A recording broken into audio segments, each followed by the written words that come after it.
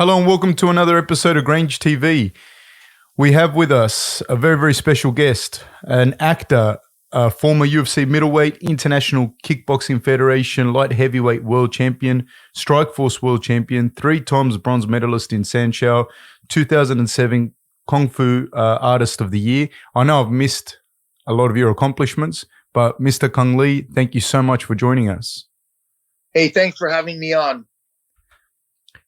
Cung, let's start off. We never really spoke before, so I just to break the ice a little bit. Do you want to talk about DC versus Stipe, and then we can sort of go into your time at AKA. Did that coincide with DC's time in AKA? Towards the end of my career, DC was already there. He was actually the wrestling coach, and I went to several of his wrestling classes. Definitely, amazing person, great father, great husband. And, obviously, I believe he's one of the best, heavyweights, in the business and light heavy as well, Yeah, he's got his. What was it? So, what was your feelings in that fight? Watching that fight, seeing a former teammate and someone of his caliber, and also retire? Well, I watched all 3 fights. Right, obviously, the first fight was a little tighter, and then in the clinch, he caught Stipe and basically finished him on the ground.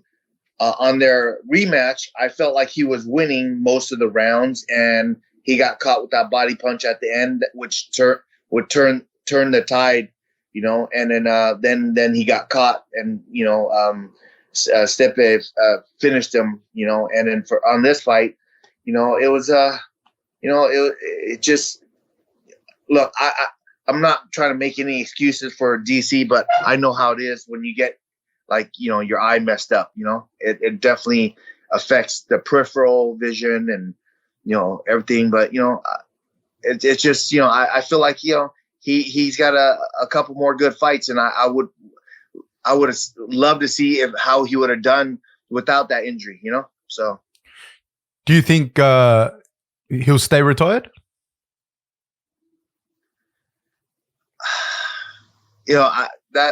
I don't know.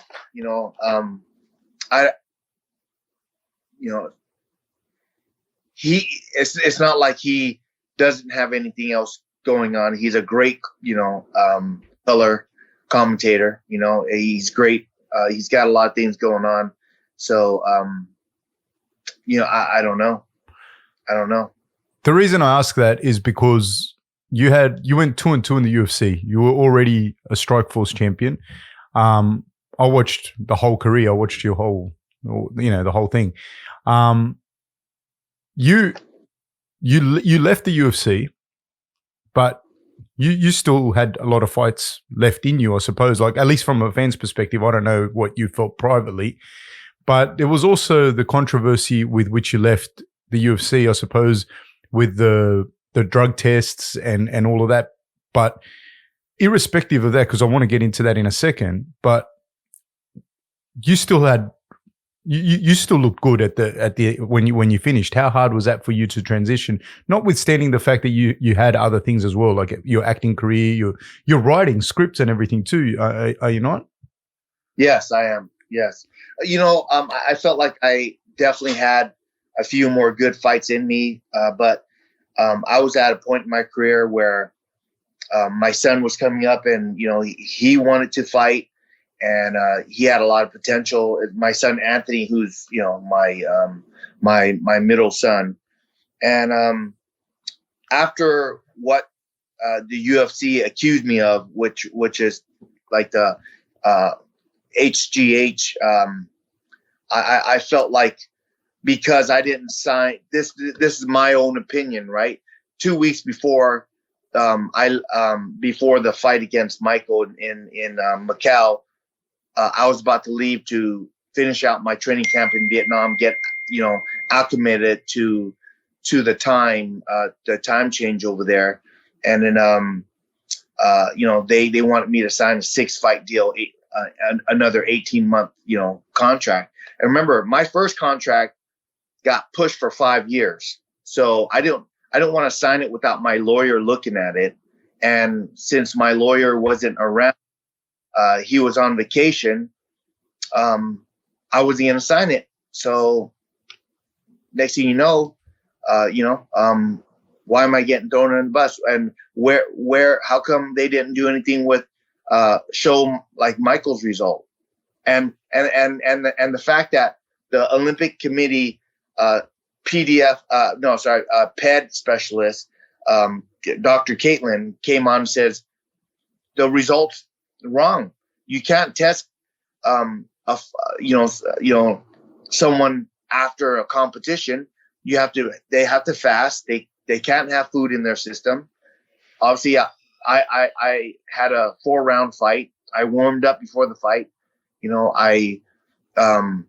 I was bleeding. So of course my HGH level is going to be high. And that was the same level that Dr. Caitlin said that Cung should be in. And then I even put my own, when I got home, I retested for any anabolic, and everything in my system, everything was different. I mean, everything was the same, except the HGH. My HGH was normal because I did it the right way.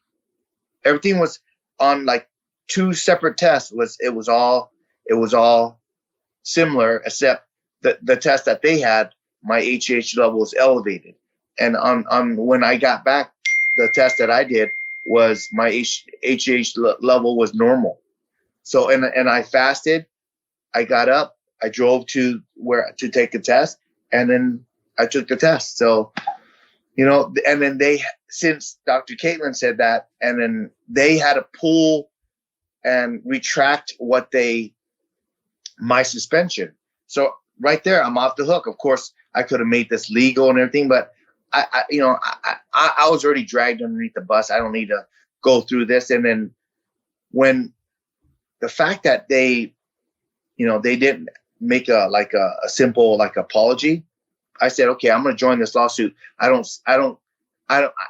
If I stood up for all the 1,200 fighters that I'm standing up for now, then I'm doing justice for the mixed martial arts, something that I love to do. I love to compete. So I want to give back because it's given me a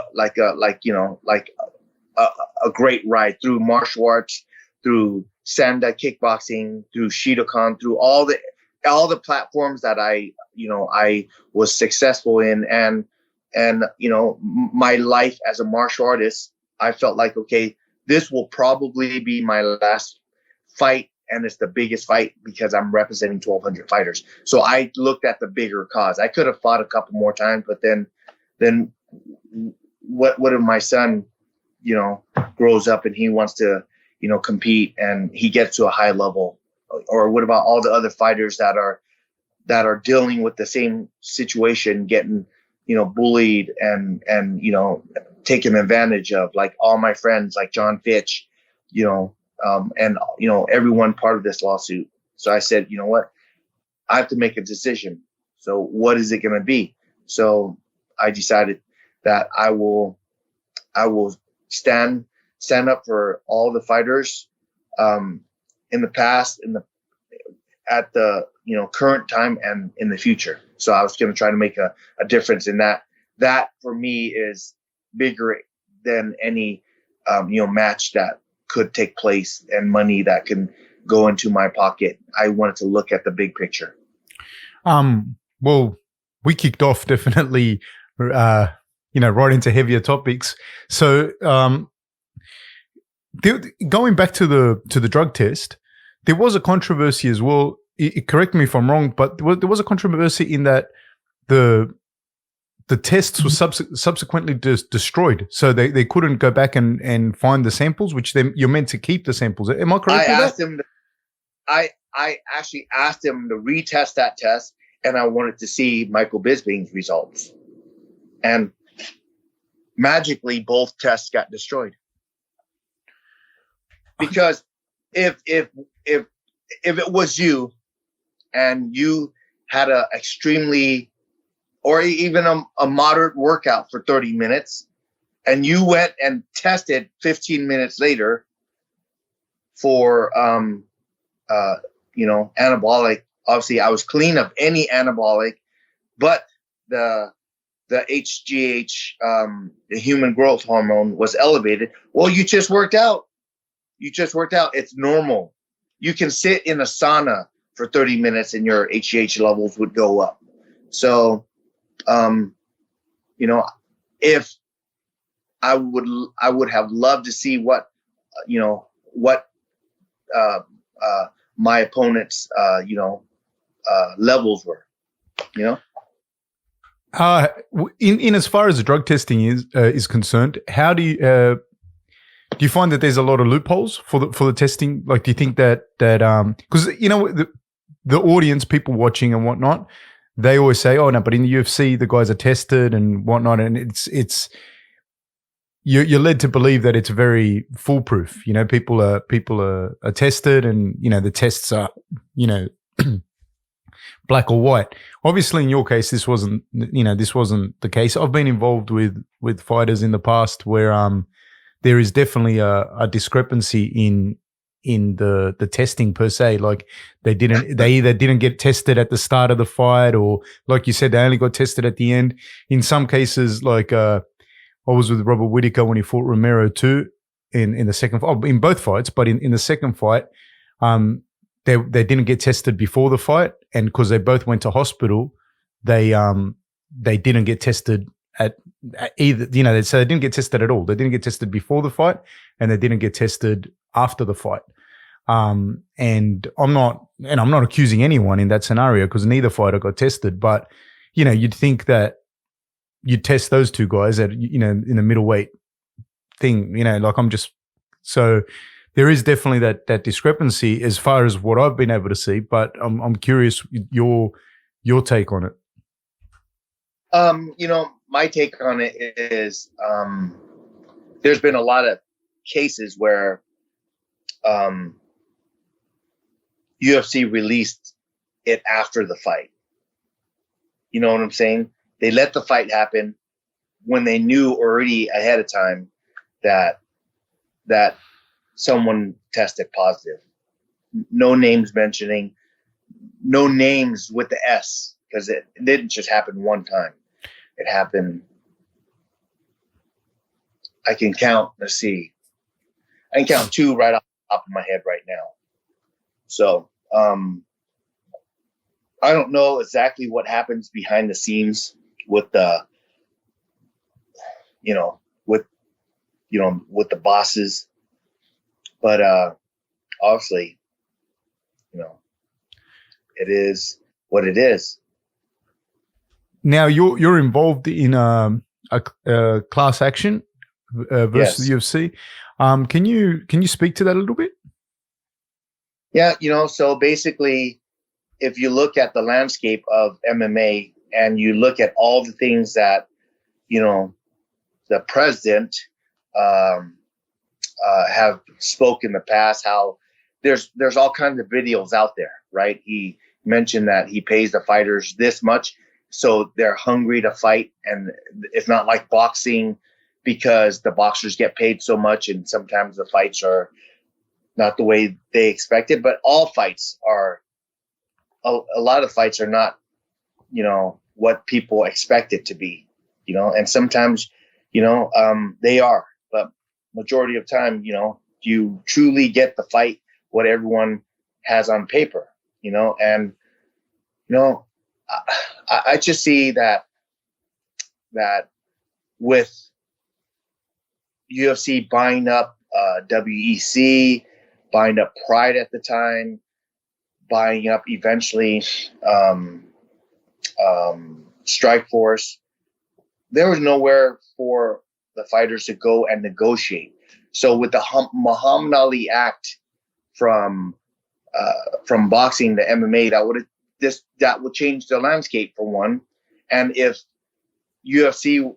MMA was going off that the Muhammad Ali Act, now they have to show the fighters what each event potentially could make, and then the fighters can negotiate from there, right? So, but since they locked down everything, where did the fighters, well, they don't have anything to negotiate with, and once they locked it down on a contract, they're locked down on the contract. And there's a lot of things like if you get after a fight, you get a little injury. Why is there a 6-month extension? After you recover from your injury. It's crazy. Like my 18-month contract ended up being 5 years, and I still had 2 fights on it, but I already accepted a few fights that they offered me. I just didn't take it on. Didn't have the paper because they ended up changing my opponent. And then, I was actually supposed to fight Michael Bisping earlier when he in Manchester, and he ended up getting hurt. But, I ended up going to China and being the Dana White out in China. And not only was I the Dana White out there, I was coaching both teams, and I was literally I think there's a report on ESPN or Sherdog where Dana White says if it wasn't for Cung, I don't know how the show would have turned out.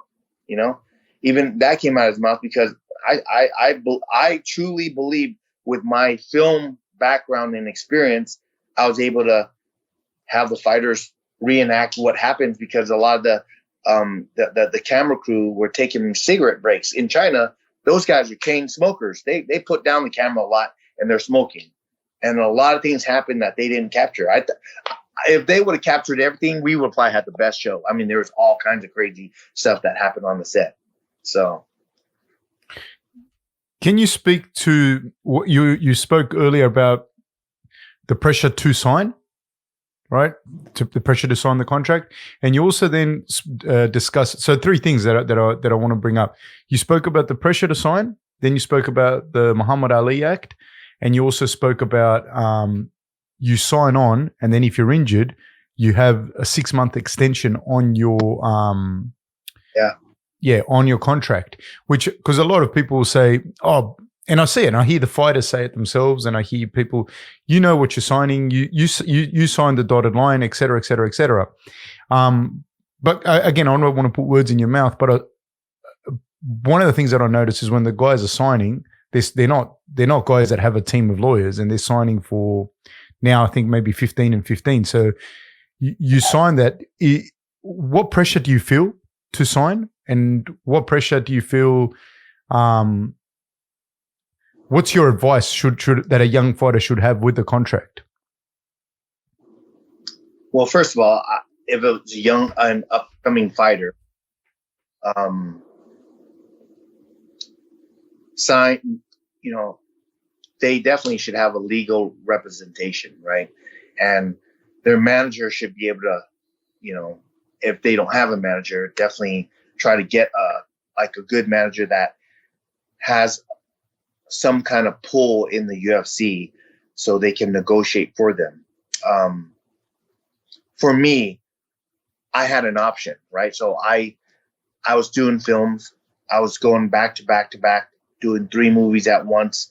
And then I came back to fighting. But then when it was with the UFC, it was definitely a little bit more like with my age, and then going away and do 3 films and coming back and fighting a top level fighter in the UFC was definitely it didn't work out for me on a few of my fights, even in Strikeforce one time. So it's very challenging when these fighters that are up and coming and they're signing on for 15 and 15 and they really don't have a choice. But after they win and they build a fan base, then they should be able to renegotiate. Look, just like any boxers, when they first start out, they have to start from the bottom. I get it. Everyone starts from the bottom. I start from the bottom, but I worked my way and I got my name to a certain point. And plus I was doing film at the same time because I knew I couldn't fight forever. I started MMA a little bit late. And so I was making sure I was covering all my bases. So a lot of fighters, they it's like they're focused. That's all they think about. They eat, sleep, and train and want to fight. So they're going to sign the contract and without reading it. But after they're done and they're successful in their fights, they should be able to negotiate a much higher price. But like with the landscape of what's going on with UFC, it's very difficult. You know, it's not like boxing where you have, you know, all these different promoters bidding for the fights, you know, and the fighters can pick like the best promoter to go with, the highest paying one.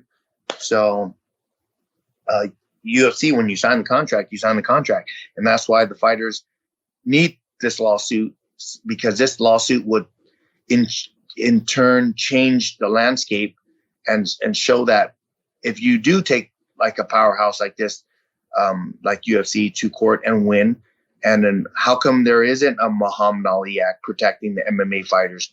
Fighting is fighting.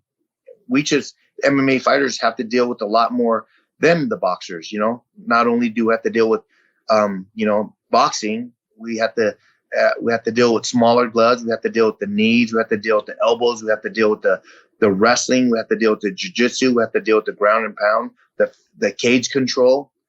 I mean, there should be a Muhammad Ali Act protecting the fighters, and the fighters should be making a lot more, because if it wasn't for the fighters, there would be no promotion.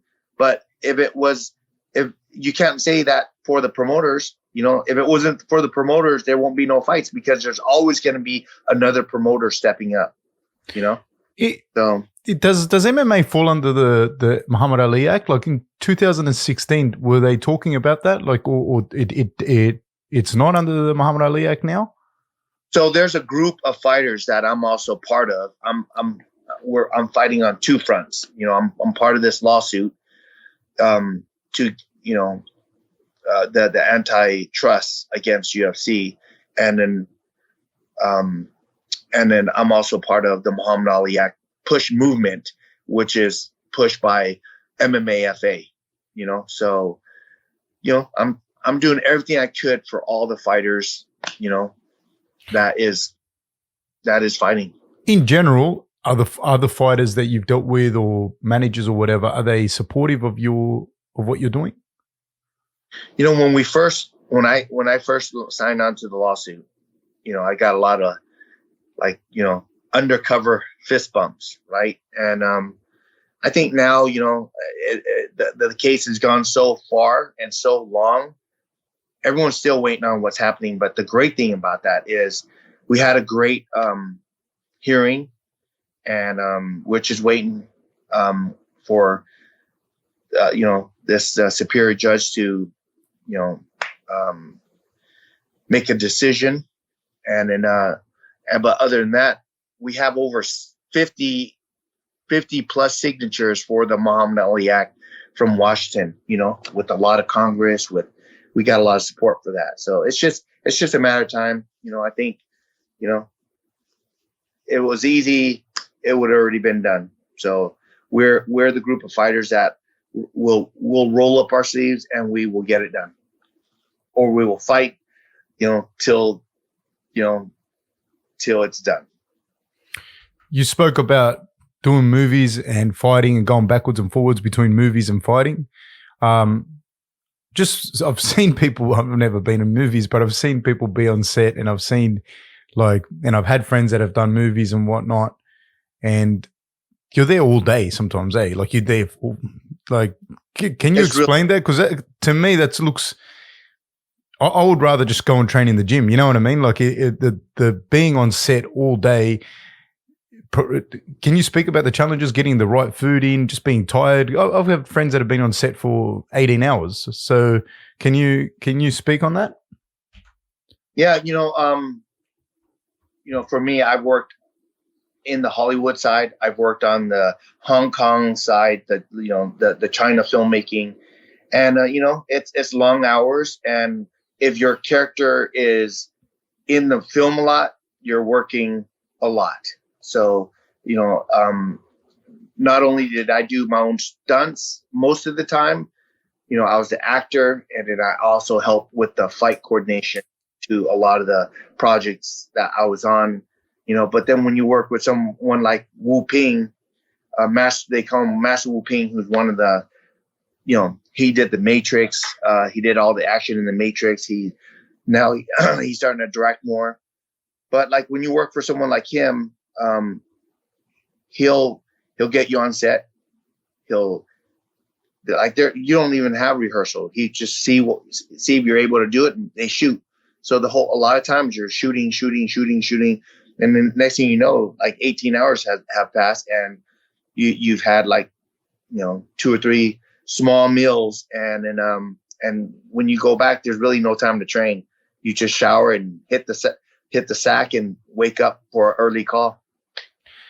And when you're doing like stunt work and fight scenes and whatnot, what's that like to do a fight scene or stunts for fights with someone that can't really do the martial arts themselves? Like, and you're having to carry them, or they're swinging punches and they're swinging. Because, I'm watching a movie sometimes, you can tell when a guy can't throw a punch straight. And I imagine that you as a stuntman would eat some of those. So I'm going to give you a quick breakdown on that, right? Please do. So when you deal with an actor, you have to do the whole sequence with the actor, sometimes regular speed, sometimes like really just to get through it. Then when the actor's done, you're not done. The actor gets to go back to his trailer, or he's done for the day. You have to stay there. Now you're working with the stunt double for that actor, and you have to go through the whole thing again. So they attach it in a way where you can't tell if it's the actor or the stunt guy hoping that's what they hope they get, But as you can see a lot of times that was not the actor, that was not the actor, that was not the actor. It is what it is. For like Into the Badlands, right? There's 10 actors on the call sheet. Like every time I looked at the call sheet, at first I was like, yeah, look at me. There's only 9 stunt guys. I don't even need a stunt guy, right? I think it was like 2.5 weeks into it. I'm like, I need a stunt guy. Stunt guy, because I was doing everything, even standing on my mark, right? Sometimes there's like a guy who can stand on your mark for you, or like your stunt guys rehearsing the scene so you can watch it. I'm like rehearsing it, then I get on mark, and then ready, action, then I'm doing it. So it was definitely I had a lot of fun with Daniel Wu, because he loves to play pranks on set, and just working with him, I had a great time. But I remember when I was done with that, I was like, I am so glad that my character got like killed off. He got killed. Yeah. So how do you balance that though when you have a fight coming up? Like how did you balance? You can't, you just got to say, okay, here's my window. When I'm done with the movie, come back and recover for a certain amount of time, then start training camp. But like for me, I'm my whole martial arts journey, I train all the time. But when you start doing movies, the only training you're getting is like rehearsal, and that's not really training, right? And you're in these costumes and you're dirty, and you just want to take a shower and grab a quick bite and go to bed. That's like a lot of times I'm able to train and do something, but it's not much. It's not like I'm going to go and do like a 2-hour workout and spar at the end and grapple and wrestle. There's no way I wouldn't be able to wake up the next day and get to set on time. Did you take anyone with you to like do the pads with you or anything like that? I when I was getting ready for the Frank Shamrock fight, I would take Javier Mendez. I took him to the set of Tekken, and then he held pads for me. But we didn't like spar or anything, just because we didn't have anywhere to spar or train. He got himself a nice suite, and then he got it free because, he had a hookup at the hotel, and then, he just cleared his living room and we hit pads. Sometimes twice a day, and on days that I wasn't working, we'd do a double workout, but it wasn't like regular training. Remember, if you're going to bring someone, you have to bring your training partners. You got to bring your sparring partners. What about your jiu-jitsu coach? I mean, there's a lot that goes into a camp. So it just doesn't happen when you're working, and you have to get into character. And then when your character, it's not like you're like, even like a supporting cast, or even a third supporting cast. If there's a lot of scenes, you're working a lot, and then when you go back to your trailer, and a lot of people say it's hurry up and wait, you're going back and you're studying your lines. So it's not like, okay, I'm going to train now. You go back and prepare for the next scene, and you kind of make sure that you know the scene, you understand, what your character needs to do, and be in that mindset before you go back out there and deliver for the director, I'd imagine you'd be in costume as well. And it is exactly like what you said. You wouldn't be able to just have one thing in your mind, switch, get out of character. Because some people are like method actors. They stay in character the whole time, and you wouldn't be able to just come back in and go, oh, so what are we doing here? What was the... Because that's what I think I find like incredibly difficult. And I feel when I see actors start doing... when I see fighters start doing film and whatnot, I start to look at that and think like, man, that's affecting that person's training a fair bit. Well, like put it this way, I brought I brought Javier Mendez out, right? But Javier's he's such a busy guy with a lot of fighters, so I would bring out like Scott Sheely, who ended up taking over my training, and then I brought him out to a set, and I ended up getting him a part, and it was for Dragon Eyes, and we're supposed to be training. Like, I was like, so I got him a job to help. He was assistant fight coordinator. Then I got him a part, and every time he acted, I was like, okay, like, because I'm one of those guys that I have to be disciplined. I'm going to try to make sure that when we're done, and I go back to my apartment, I shower, and then I knock on his door. I go in his room, and he's out cold. I'm like, hey, great, leave me alone. I'm like, oh shit, okay. So it ended up being like, me just going for a little run. I even brought my own little weights. I went to Big Five and got some dumbbells and like a straight bar, and had one of my sponsors send up a gravity machine. And then I trained in my apartment, because where we're at, I would have to drive like 15 minutes away to get to a gym, so it was hard. And then at first we were pretty consistent hitting pads with my trainer Scott, and then soon as he started working and the movie started filming, and then his part was up, and then because I got him to be in most of the movie. And then he was helping out with the fight coordination. He, like, for his first experience, I was used to it. So for his first experience, like every time we're driving back, I look back at, like, when they're shuttling us back, he's like nodding off. So, it's just hard to train when you're doing a movie and you're expected to do a lot in the film. I think people underestimate just like, even like, say, for example, just doing like the podcast, when you're the one that has to set everything up and everything, and you just have that pressure of, man, I'm going to ring Cung, I'm going to take up his time, and fuck, this thing better work. You know what I mean? Like, and just little things like that. And for example, now for us, it's 3 a.m. for me. So you get up, you do that. Okay, cool. Da da da da da.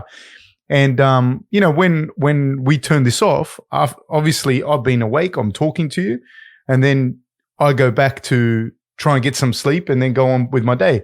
And I think just that takes up so much more energy than people realize, And when you're in front of a camera and you're talking to people and you're concentrating on something, and you're concentrating, like you can't really just get there, and just because Cung Lee's having a bad day, he's going to go out there and do a shit job. Nobody cares. Like, nobody cares that. I think, I don't know who it was I was saying. It was saying, I think they were acting, or they were either an actor or a comedian or something. And he's like, it was Hugh Jackman, and he's talking about being on Broadway, and he said when he goes out there and looks in the crowd, and he goes, they don't care that he's done 8 shows this week. You know, that person, it's their first time seeing him. And it's the kind of same thing as well. Nobody cares. You got a fight coming up. You know, they're paying you to do the film. You got to do the film. Then if you want to train, like that's why I find that incredible. I find it incredible the amount of films that you did, and the amount of fights and the high level fights that you had. Yeah. Yeah. I mean, look, of course, you know, I try never to look back. Right. But looking back a few times, I'm like, man, you crazy. Right. But I just feel I'm grateful that God gave me the discipline so I can continue and be that person who wants only the best. Like whether how tired I am, if I knew I had to do a scene study and get my dialogue down, I would do it. Or if I came back and I wanted to refresh what my action was going to be for the next day, whether it's a fight scene or a tactical scene, I would rehearse it before I go to bed, so it's fresh in my mind. And when I'm resting, it's flowing in my head, right? So I feel blessed that God gave me my discipline and the opportunity. So I feel like since He's given me the opportunity, I don't want to blow it, right? So, and then of course, when it's time to fight, I give it all I got. So when I'm in training camp, I'm committed all the way, you know. And there's been training camps where I did a training camp and I had to go and do a movie, but I would bring my trainers along, and I would, you know, and I'd do what I could do, but it's very exhausting. And just like you're doing 3 a.m. So sometimes I've had a 3 a.m. call, and you get up, your body's not used to it, and you get on set and you wake up and you're like, okay, like you have to be fresh. It's nighttime. It's cold. It's raining. You're completely soaked, you know, and you shoot that scene over and over and over and over. And until they say, okay, moving on, next scene, change out. You get out of your clothes, you put on the next stuff, and you're shooting the next scene, and you put in your 12, 14-hour days. And I've had 2 24-hour days already, you know, one with Donnie Yen on Bodyguards and Assassin, and one on Dragon Eyes, because we finished all of our fights, and it was a night shoot. We got up, we got back to our hotel, then we had to go to the gym and rehearse the next fight scene for the next day. It was like nonstop. You did is Donnie, sorry, because I'm not fully familiar with the stuff, but Donnie Yen is a gentleman that you made quite an iconic fight scene with. Did you not? Am I correct? Have I got the names right? That was like the best action sequence of 2009 in the Hong Kong Film Awards. That's like their Academy Awards, you know. And that movie like swiped up nine awards out of like 14. So I was blessed to be part of that movie and working hard on that movie, and then being able to have a voice, because I spoke up and I said, why are we fighting inside a fish market, and there's 2.5 blocks of 1905 Hong Kong? So I ended up talking to the producer. Well, I asked Donnie. Donnie's like, you asked him, you know, you asked the producer. And then so we ended up reshooting our whole fight scene. And I did my part in 5 days, and Donnie did his part, you know. And then I was able to get back to a Comic-Con to promote my other movie going on, you know. So you had another movie in the background as well. So what, like, you had that movie, another movie, and in 2009 you were still fighting. Yeah. And the guys you were fighting were no joke. That was the highest of the highest level. Before we get onto the fight career, because we just sort of kicked off, and there's a whole bunch of other questions I want to ask you. But before we kind of wrap the movie part up, which we'll probably touch on again, I was researching some stuff about you. Obviously, I knew that you did your own stunts, but in the midst of me looking up stunts and everything and it was like a bizarre case of serendipity. I saw Steven Seagal doing some work or something with DC. Then I read, and then I looked that up, and I thought, all right, I'm going to look him up a little bit, and I looked him up, and then there was like a a case of that stunt people complained that he would go super hard on them. And then I was thinking, you're a stuntman. Have you come across that type of stuff? And also, does he actually have anything to do with DC's training that you know of? No, not at all. Not at all. Is that just a publicity thing? Can you speak on that? You know, I don't know what Seagal does. You know, I had a run in when it was UFC 148 when I fought Patrick Cote and I forget Erwani. He kind of led me into a little trap that he did about Steven Seagal, and then you know, I bit on it, and you know, I just basically said that, you know, it's not Steven Seagal who built MMA, you know, and you know, I listed like Randy Couture, Chuck Liddell, you know, I even gave credit to, like, you know, Dana White and the Fertitta brothers back then, because the fact that he brought up Seagal was like a little shocker, but I should have known that he liked, but you know, it's just, I've been in the game so long, you know, and you know, I've had the experience of everything that, you know, that could happen, you know, happened. So I lived in that, and I had a great journey, and now it's like on to the next journey. And at the same time, I was doing both because I was making sure that I was able to continue, you know, but at the same time, you know, look what's going on.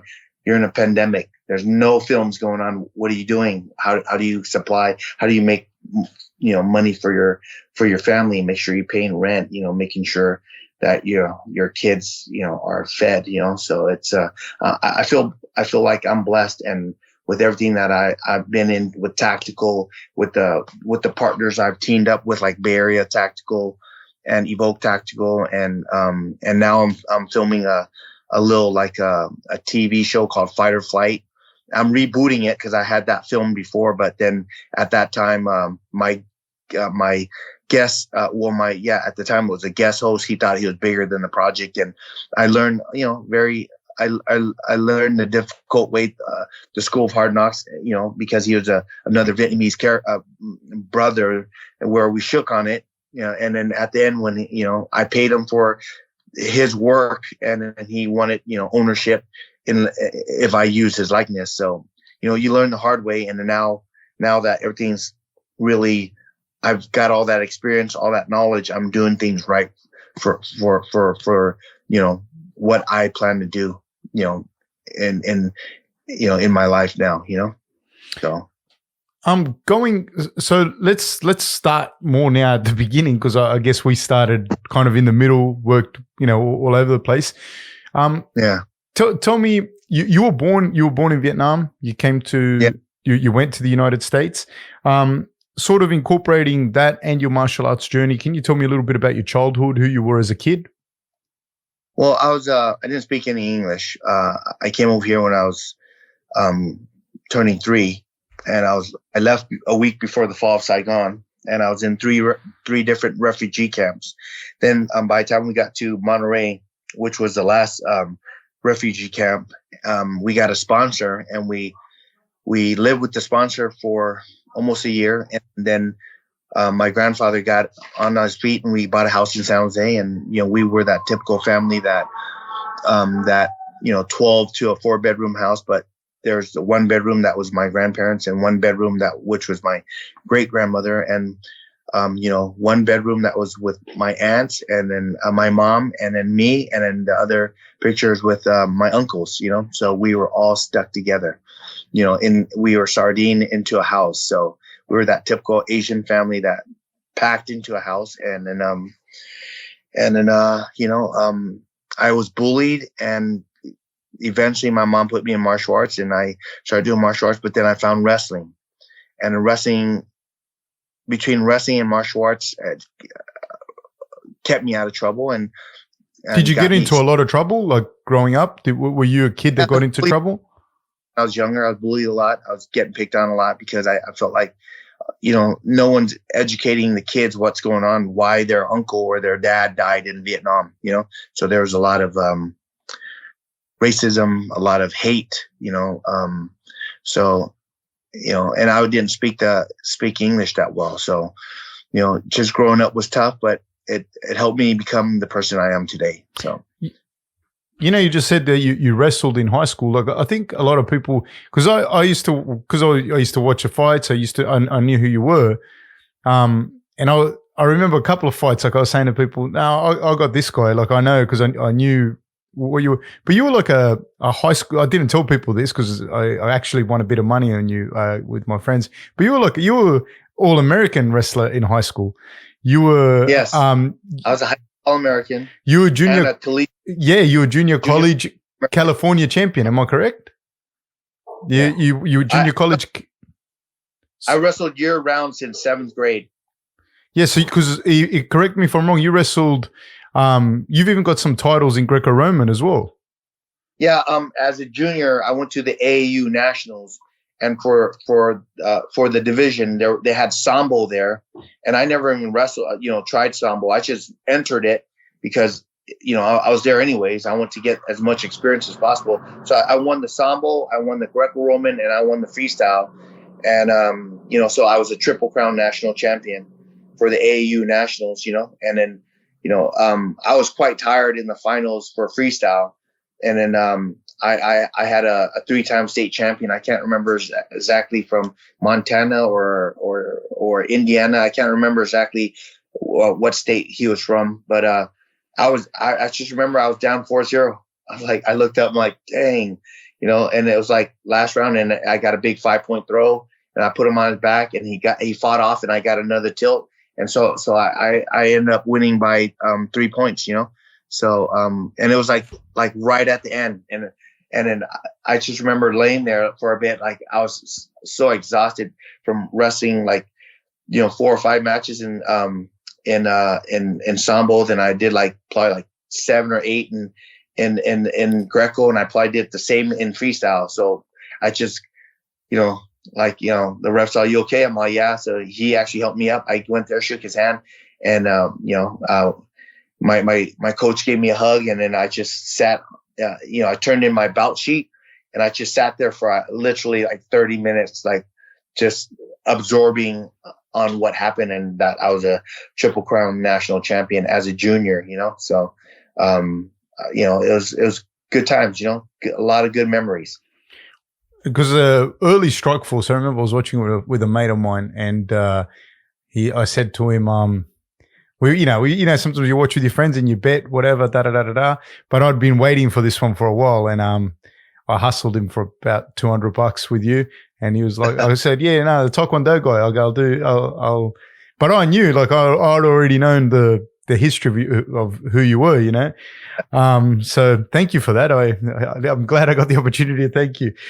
So with the Sanshou, did you start with Sanshou? Did you or no? You started that as an adult, did you not? Yeah. Remember, when I started Taekwondo, I did it for a short amount of time, but my same Taekwondo teacher also taught Vietnamese traditional Kung Fu. So at the age of 10, I started doing, that. But my mom, she was working too many jobs. She was trying to make ends meet. So I was never able to pass my test because I never trained consistent enough. And then so eventually I just got discouraged because everyone was when I started, everyone who started at the same time with me was already 2 or 3 belts ahead of me. So I ended up dropping out of Taekwondo, and my mom put me in there so I can learn self-defense, so I can defend myself. But then that's when I found wrestling. I found wrestling in 7th grade, and then it's something that I loved right away. So during that time in how you talk about bullying and whatnot, during that time would be. So you were born in 75, am I correct? Or 70? 72. So let's say early 90s, late 80s, San Jose, were there a lot of other Asian people there?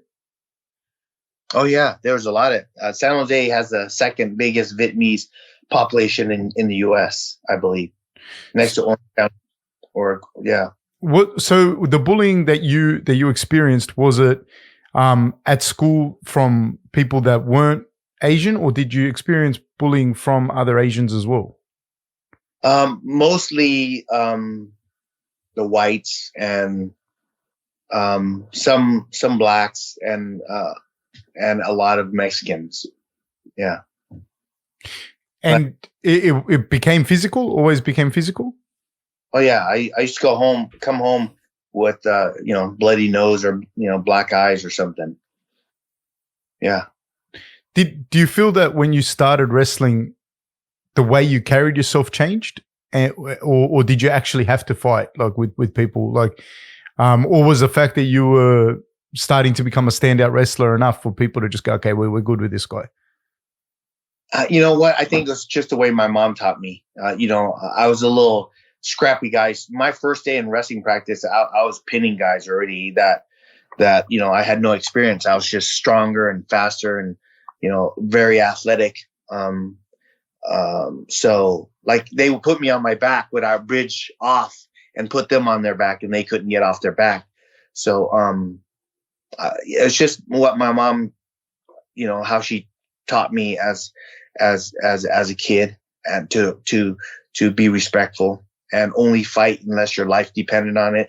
I didn't comprehend that very well. So when someone's beating me up, I was like, oh, I'm not dying, so I'm not going to fight back, so I didn't understand completely. But then, I came home with like, a bloody nose and a black eye. And my mom's, did you do anything to the other kid? I said, no, you said don't fight back unless your life depended on it. She's okay, no, you fight back if someone's, picking on you or hits you. If they hit you or push you, fight back right away. Then right after that, someone pushed me or someone got in my face, I was the first one throwing punches, and then when I started doing wrestling, it was just double leg slam down and they were done, so,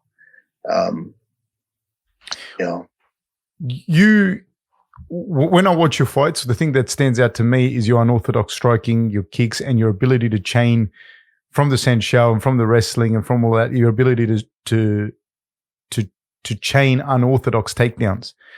But one of the things that stays in my head is when you fought Frank Shamrock and you broke his arm. Was that? Do you remember the moment when you broke his arm? Did you know? Yeah. I knew I hurt him in the first round with the kick because he was blocking like if I was throwing a hook. So he's blocking it like I was punching him, but it was my shin bone. And I saw him like, that pain. And I knew it wasn't broken then, but then I kept kicking because he kept blocking that way. And I remember going back to the corner thinking that if I kept kicking at his head and he blocks that way, I'm going to break his arm.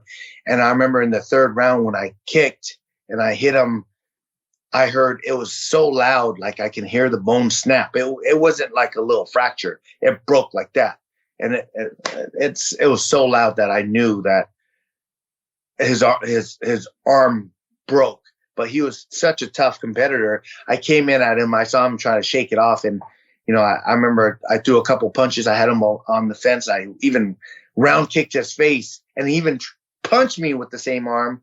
And then that hurt him even more. And I stood there for a second and I walked back to my corner. And I remember Javier Mendez. He's like I'm all, it's over. And Javier said, it's not over till it's over. I'm all, oh, it's over. Look, he's laying down over there. And then Javier looks over there. And then, that's when, we just all started celebrating. So, yeah. You in the stadium, in the middle of all of that, the crowd, everything, you kicked his arm and you heard it snap like a board. It was louder than a board. It was how I would describe it. It's almost like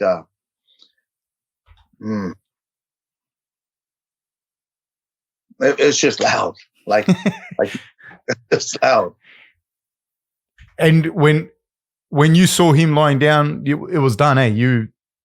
Yeah, I went back to my corner. I peeked out and I saw him. He never made it back to a stool. And when I peeked out, he was on his knees, and then he fell over and rolled on his back. I was like, oh, it's done. It's over.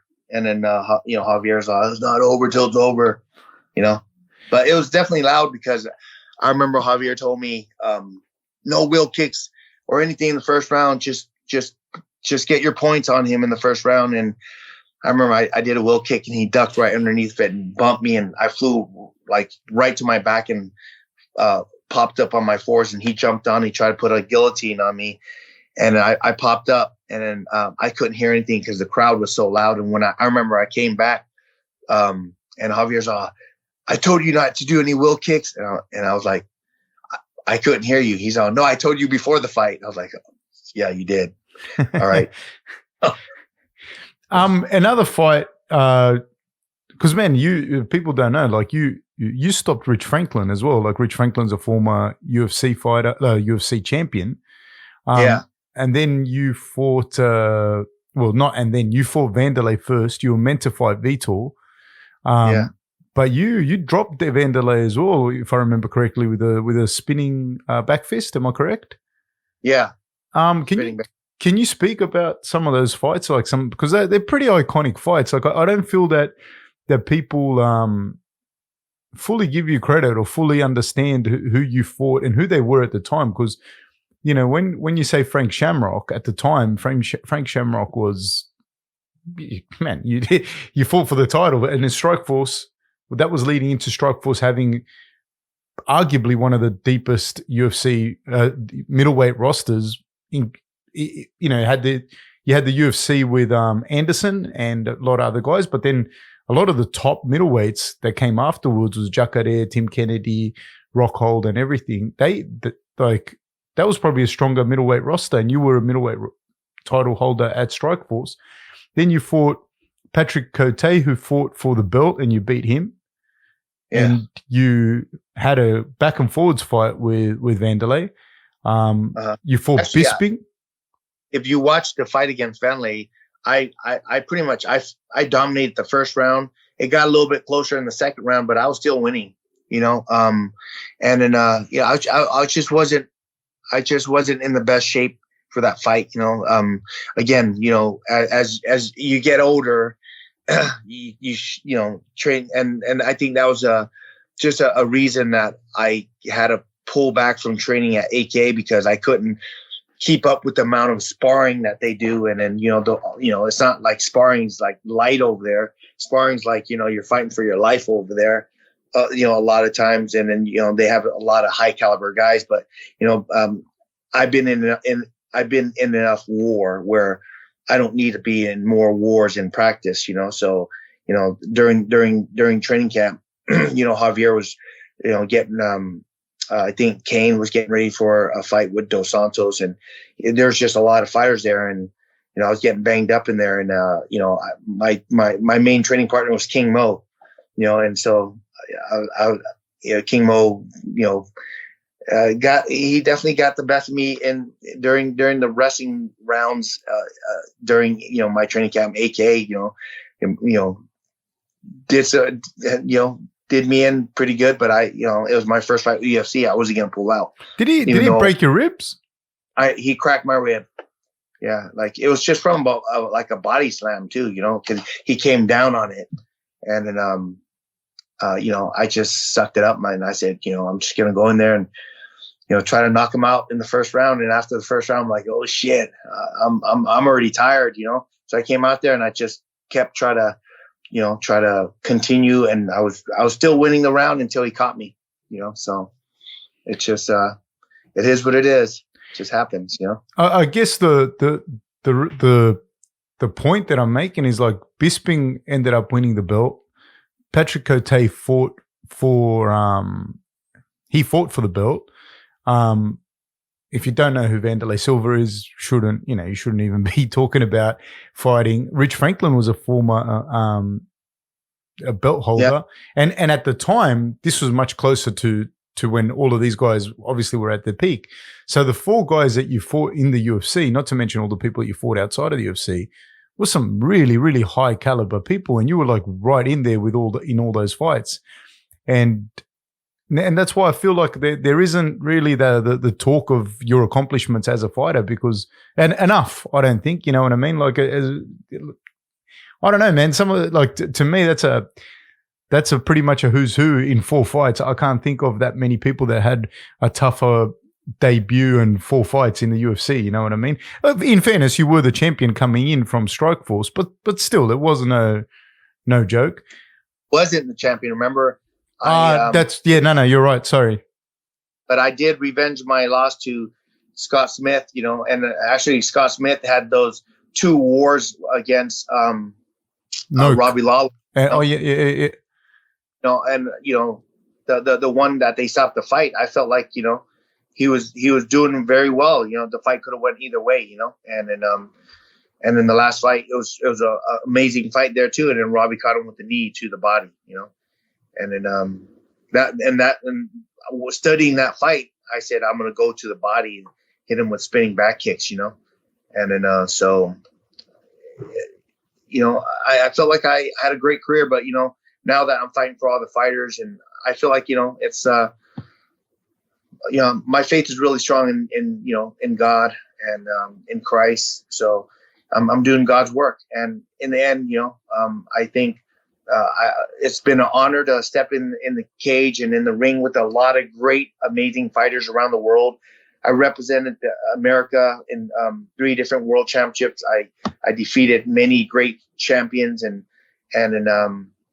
you know, in the end, you know, I think getting into God's Hall of Fame is my main goal. You know, it's how I finish, and you know, what I do in this world, and how many people I touch, how many people I help, and you know, and hoping I get into that Hall of Fame in you know, in God's Hall of Fame, you know, so that would be awesome.